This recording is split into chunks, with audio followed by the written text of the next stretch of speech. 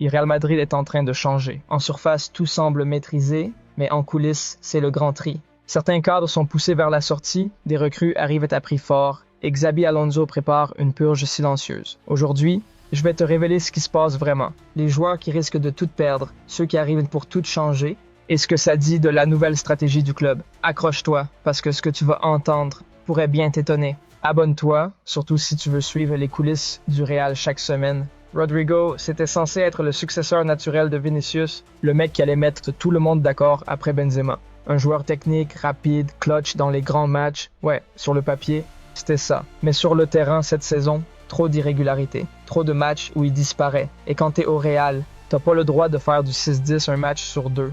Résultat, il est sur la sellette. Pas de manière officielle, parce qu'on ne pousse pas les joyaux dehors en claquant la porte, mais dans les coulisses, son nom circule. Et pas pour prolonger. Liverpool, Arsenal, Chelsea, tous ont jeté un œil.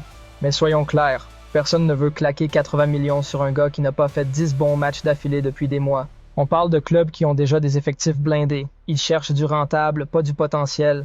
Mais attention à Liverpool. Là où c'était 12-1 il y a une semaine, c'est passé à 11-8. Quand les cotes chutent comme ça, c'est qu'il se passe quelque chose en coulisses. Klopp ou son successeur commence à se dire que Rodrigo pourrait être un pari gagnant. Et si ça bouge là-dessus, ça pourrait être un vrai tournant. Parce que si Rodrigo s'en va, c'est pas juste un joueur en moins, c'est une place de libre dans l'attaque. Et connaissant Xabi Alonso, il va pas laisser ce vide longtemps. Il a un plan, c'est clair. Peut-être un ailier plus explosif, un profil plus constant, ou alors un repositionnement tactique complet avec un bloc plus compact et plus direct. Bref, Rodrigo n'est plus intouchable. Et quand t'es au Real et que t'es plus intouchable, t'es déjà un pied dehors. La charnière gauche du Real est en train de devenir un poids mort. Blague à part, on est loin de l'époque où Alaba débarquait avec l'aura du Bayern, patron tranquille, relance propre, leadership naturel. Aujourd'hui, il enchaîne les pépins physiques, il coûte cher et surtout, il n'est plus du tout dans les plans de Xabi Alonso.